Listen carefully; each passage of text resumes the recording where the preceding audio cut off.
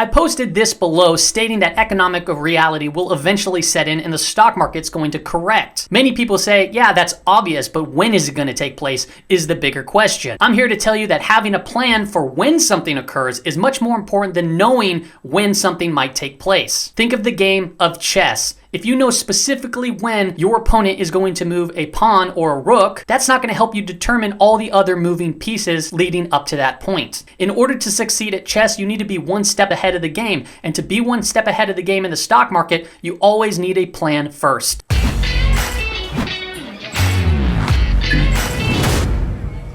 That's right, everybody. You're watching the Daily Stock Market Brief, the show that helps you plan for what the market might do next. I do this show Monday through Friday, 5 days a week. Today's date is January 14th, 2021. We are going to look at the indices today. We're going to look at some indicators, then commodities, and then I'm going to wrap it up with a conclusion. I'm also going to bring in a seasonality chart. Why? Well, so we can create a plan for if something happens like it does typically on post-election years in February. And I'm going to show you those levels on the S&P 500. So let's hop right into it. The seasonality chart that I'm talking about is right here. This is the post-election chart on equityclock.com. You can go there and you can look at a bunch of different charts that they have. But notice here in February, basically the end of January going into February, you see this ramp up and then you see a pretty sharp decline, and then the month of March is pretty much flat. Now this is important because if you do not have a plan or know what could potentially take place going into February, and doesn't mean that it happens, at this exact time. It could happen before, or it could happen in March, potentially. But seasonality suggests 59-year time range ending 12/31/2009. Okay, seasonality between that range suggests that you typically see a pullback in February. Now, we've already known and been seeing and watching the market moving into some extreme overextended territories. Some could even call them breakouts, which we discussed on prior market briefs. All right, I'm going to point out a couple of charts today. We're going to talk about the indices, like I said, S&P 500, Dow Jones, Russell 2000, and some indicators, et cetera, et cetera. I want to first, though, start off with this chart. I posted this one on Twitter, too. You may have seen it.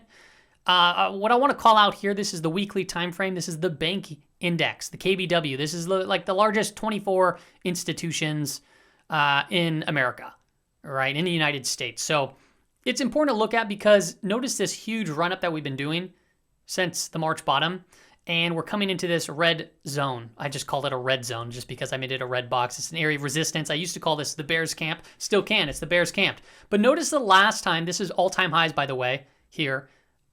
Notice the last times that it touched the red zone. Well, look at history at what took place during those times. Well, first off, the Fed's fund rate is down below us. You can see that they were tightening, increasing rates, and then they flattened out. But look what happened. We had the 2008 financial crisis right here. Well, what over here in 2018 to about 2019? Well, notice the Fed's fund rate right here, upticking. This was when they were trying to tighten. We knew that that wouldn't actually happen. And then boom, to the downside. Then we started recovering again, right? And then what happened right here? Well, going into 2020, they started to get weak, and then we had the pandemic hit, and then we saw that massive drawdown. Now we have rates pegged down to zero, right? That's kind of like what we've seen right here. And from 2009 to 2016, just rates plugged down to zero, and we saw them increase. And now we're just now starting a quantitative, infinity, and we're starting to see an uptick from this lower range of 55, and now we're already, in a year's time, up over 100% in the bank index. Now, this is a vertical move going into this area of resistance. You got to ask yourself, is this going to turn into the green zone? Because once resistance is broken, it then becomes support. And will it do so because our rates are going to be pegged to the floor? So are we seeing something like this potentially will boom to the downside, and then we start breaking out of this area where banks are going to perform exceptionally well going forward? And it's very hard to tell, but what I can tell you is history suggests when it runs up to these levels, when the Fed is tightening, it's kind of a recipe for disaster, as you can see dating back to 2007 to 2008. So we got to just think of this, consider this. Also note, this is the big institutions, but The regional banking index too, we can pull up. I don't have the chart in front of me, but you can pull that up and look at this as well. And know that the small caps, like the Russell 2000, has been also on this vertical move. Well, a big portion of the small caps are banks, financials, okay? And we're seeing some very similar movements, vertical movement. Let's get into the indices now, starting with the S&P 500. Let's create a plan looking at this specific chart as to what might happen if we see that February post-election sort of correction. It might not be 10%, but we'll map out a couple levels here, all right? Now, like I said, my prediction is that, we'll eventually see a correction in the market. Timing that, timing the market is a fool's game. Okay, many professionals say that all the time. It's all about having a plan for when something takes place, and what we're doing right now is planning for something were to actually take place. And I want to point out an interesting level here. So in 2020, boom, to basically the end of 2020, this blue line played a massive role in the S&P 500. Okay, and what number is that? That's 3225-ish. Okay, 3220, 3225 act as support. Support, once we broke through, it acted as resistance. Then we finally got above. It actually acted as support here. I could have marked another arrow. Boom, support. Boom, support. We called these areas out both times ahead of time, actually, on my market briefs back then. And then November, remember, we looked at a seasonality chart for the election year, and November suggested a big ramp up. And we got that times a million because that thing was just gnarly as heck. And now we broke out of this just resistance line there, and we've been just drifting up higher. And we'll zoom in here in a moment. So 3,200 is just like a massive area. If we were to ever get down there, you can be rest assured that, there's going to be a lot of people buying within those levels. However, it might not get down there. That's a pretty big aggressive move in one fell swoop this year, right? In 1 year to just see it just go whoop down. I mean, we saw it right here, whoop, down, but it caught, we needed a pandemic for that to happen. Now we're being supported by, unlimited quantitative easing. So I marked out this area right here, this pink box. What is this pink box? Well, it matches up with the all-time high previously in early 2020 prior to the pandemic. Okay, so not only that, it also matches up with this previous resistance that it broke. Once resistance is broken, then becomes support. Then on top of that, we're still quite far above it, and the 200 period is sloping nicely into this area. So that can also add more confluence for support. And then on top of all of that, if you mark a Fibonacci retracement tool from the low here in March up to the high where it's currently consolidating, this right in the center right here is where it maps out a key level. I forget the level, 24 or was it 38? I can't remember the exact fib level, but the level matches right into the center of this box. So if we do get some sort of sharp correction, the plan would be to buy into this range. Now, that doesn't mean that it's not going to just be one solid move to the downside. You probably will see it tag into the 50 period moving average. And the 50 period moving average could very well act as a level of support too. So we need to be cognizant that we can also put a position wherever the 50 period moving average is as well. You can see the 20 period has been holding as support. It's safe to say that the 50 period can also act as a level of support too. All right, so if you wanted to try your luck there and then have a stop loss below it, and then if it got stopped out, pay very close attention to this level, because if you get a fast move down there, you want to be, you want gunpowder ready to load up on a pullback into that zone. And obviously, you still want to manage your, stop losses. You don't want to just be like buy in and then, forget that you have it there, because it can still go lower by all means. But that's my plan going into February. Is I'm looking at this level, and then I'm looking at the 50 period moving average. Those are the two levels that I'm looking at to hedge back long and get a little bit more exposure. And not just on the S&P 500, by the way. Okay, I hope I didn't lose you yet, but that's not just on the S&P 500. There will be other individual stocks that are going to have amazing setups or coming down into an area of support as well if you see the market pull down into these levels. So if you see it pull down in these levels, for example, let me just say this, S&P 500 is a cap weighted index, okay? 25% of the weight in this index is coming from the Fangman stocks, okay? So Facebook, Amazon, Netflix, Google, Microsoft, Apple, Nvidia, and then we'll add in Tesla too as well, because that's one of the top 5 as well. So the 25% of the market cap, is a big percentage when you're looking at 505 individual stocks. All right. So it's a big weight. So for example, if we do get some rip to the downside, I would imagine that you're going to get huge hits to the downside in those big Fangman stocks. So if you see the S&P 500 pull into this area, you can then look at the Fangman stocks for potentially good entry points if you choose to do so. I mean, that's what I'm doing. Okay, I'll be looking at those stocks. I'll be looking at plenty of various other stocks too as well. But that's just something to keep in mind as you plan for something that could potentially take place. Now we can also plan for if we continue the move up. Let's look at the daily time frame. The daily time frame right here, we've been holding this trend line. You can draw the trend line basically from here, and you can cut these wicks off too as well. You can do it a couple of ways. And right now we're consolidating sideways. Today we had somewhat of a weak day. Just you can see right here, we ran into this resistance, pretty much spot on perfectly. We marked that out yesterday, and then we started dipping lower. Why did we start dipping lower? Well, I don't know. Maybe it was stimulus concerns. It was 2,000, and then all of a sudden it was 1,400 or something like that. That could be a reason. The market just, pukes as soon as they hear that it's not getting, everything that it wanted, apparently. But mind you, these are very important key levels still to watch. 37.7, sorry, I'm getting confused because I'm looking at the SPY. 377 on the SPY, and same with 3770 on the S&P 500 SPX as well. Okay, that's a very key level.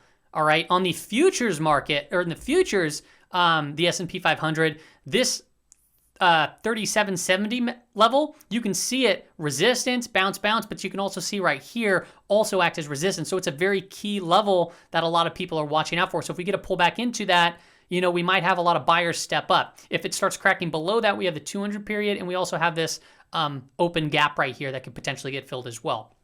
All right, so those are a couple key levels that I'm looking at on the S&P 500. Let's look at the Dow Jones. Dow Jones consolidating sideways. All right, we have a little bit of a shooting star type candle here. Still no breakout to the upside, no break below this consolidation. Tomorrow is the last trading day. Usually you get a VIX crush on a Friday, so maybe we break out tomorrow. I don't know, maybe not. It's hard to say. It's going to be interesting to see if the week gives way to this daily 5 EMA. But we're still, like I said, we're above the 20 period. We're basically on the 5 EMA. We still have this as support, and then we have this as support. You see the PPO, price percent oscillator, also kind of curling over. Maybe we get a temporary pullback, but like I said also, we're coming into February soon. It's right around the corner, and seasonality suggests, pump the brakes here, be careful. If we start breaking out of this consolidation, then we'll start looking at, where this could potentially go. But what's important to know about the consolidation, if we break above 31,250,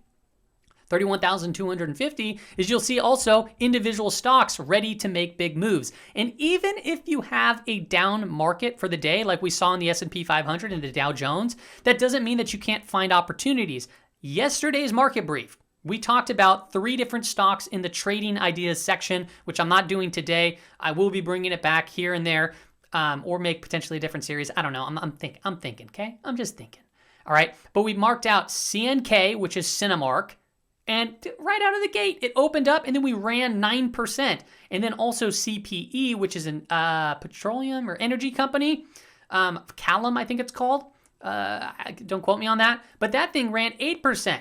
All right, and then we have, I had one other one, I already forgot the name. It's like AARBR or something. I forget, AAR, I forget. But that didn't break above the specific level, at least when I was looking at it. So it wouldn't have been an entry point anyway, at least from my strategy standpoint. But I'm getting off topic. Okay, we're consolidating sideways. There's all kinds of opportunities out in the market. You just need to find them, okay? You need a treasure map. Dow Jones, 30-minute time frame. We're looking at the DIA. Hey, what do you know? We gapped above that area. Remember I said, this resistance, what typically happens, the cash market doesn't even want to try to approach it or break through it. So what happens is we just gap over it after market. Well, guess what? We gapped above. It held as support.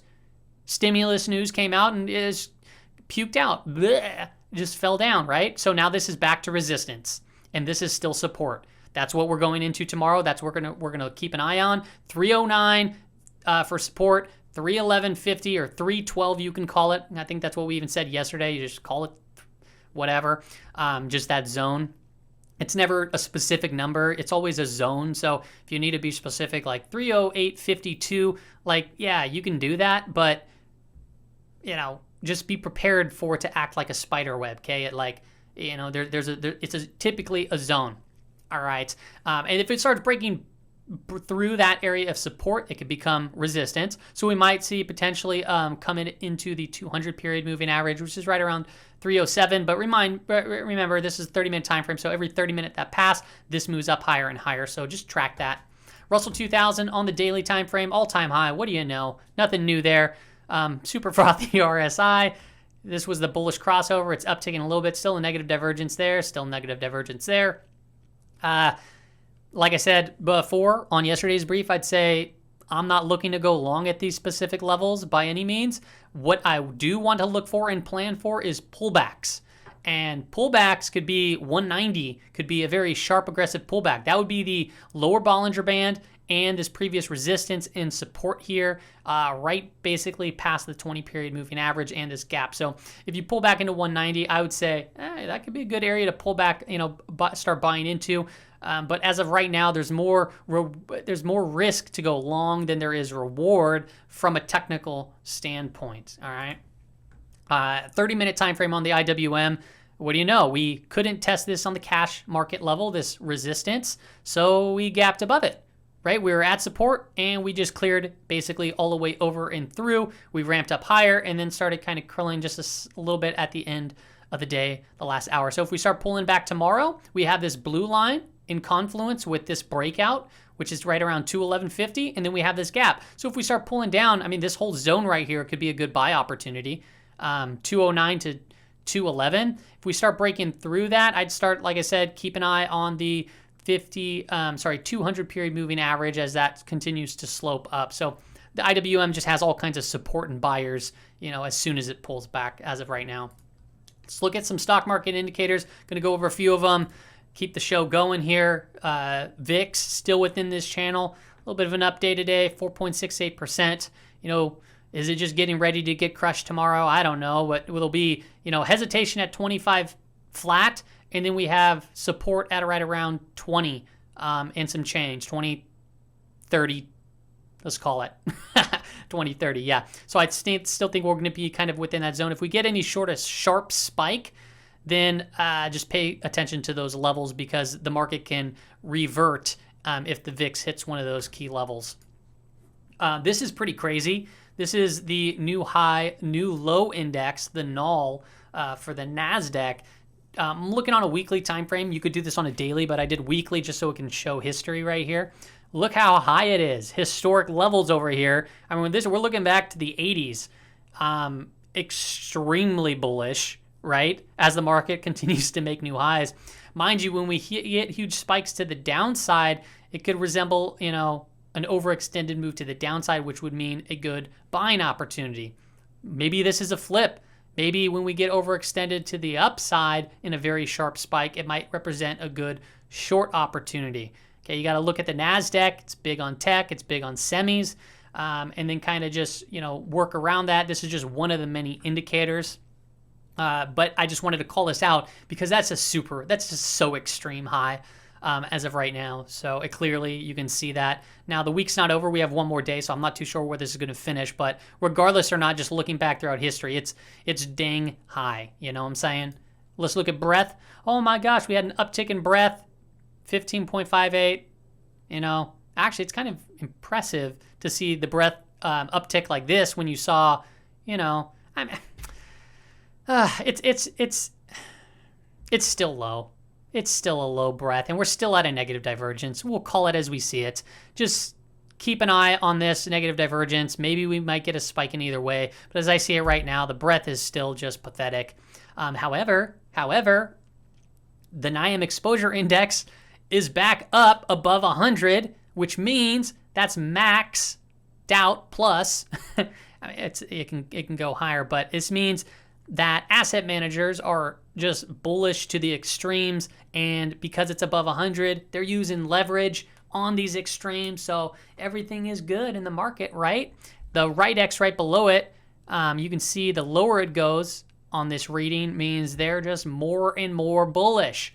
So just crazy extremes, just what you got to think of it this way. If everyone is maxed out bullish, leveraged bullish, what does that mean on the flip side? It means that they're max exposed for downside risk. So they would have to switch on a dime if there was any uncertainties in the market. If they flip on a dime, hedge funds, asset managers, algos, if they have to flip on a dime, we already know how fast the market can fall, and we've seen it time and time again throughout history. So just be mindful of where we stand right now, right? You got to have a plan and make sure that you have stop losses because you don't want to get trapped up. This is the Pring bottom fisher. I wanted to just call this out. Remember when I was saying when it crossed above the little line here, which I don't really use the indicator for that, but I just wanted to call it out. It crossed above there, above this black line horizontally. We saw some pretty big short squeezes here in June, here in August, boom to boom, and then they full corrected. Well, this crossover that we've been calling out, it crossed over right here, and we saw a little bit of a move higher, but nothing crazy. And now it crossed back over, but yet we haven't fully corrected that move yet. So maybe this crossover is heading lower and lower. Maybe we get that corrective move. That's not really what this indicator is for. I'm just showing you that it's helped with that before. Typically what this indicator is good with is finding market bottoms. So when it crosses below this black line, or even better, this green line, and you see the blue signal line cross above the moving period average of 10, you can find market bottoms quite nicely. So like right here happened, and right here happened as well. So overall, not too shabby of an indicator. Let's look at commodities really quick. I just wanted to show you gold, silver, and then oil. First off, we had this big fall in gold. We talked about the 10-year yield and how that kind of matched up. And then guess what happened? Well, we bounced right back, or we cracked through the 50 period, and we came back right to retest it. And now we're trading right above the 61.8 fib level, according to this low and this high. That's how I measured it, from this low to this high.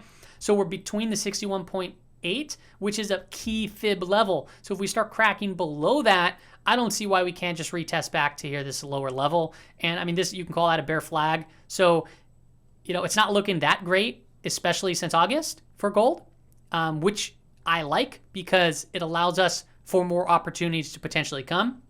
Hopefully we get some just huge rips to the downside, which would cause miners and silver and gold to fall lower, and then you can acquire some more, and I'll be keeping my eye on it. If you haven't watched that video that I posted preparing for gold and silver's next big move, I'd highly suggest watching it. I'll link it here in the description below. Silver, same thing, just looks a little bit healthier. And I'm a big fan now of the silver and silver miners. But I want to keep on that point because of the fact this huge push around EV vehicles and this potential Green New Deal. It's going to require a lot of new infrastructure. It's going to require silver, obviously, when it comes to like solar, EV vehicles, potentially lithium sort of batteries, stuff like that. So I'm looking at a bunch of different companies, and I just really like silver miners as of right now.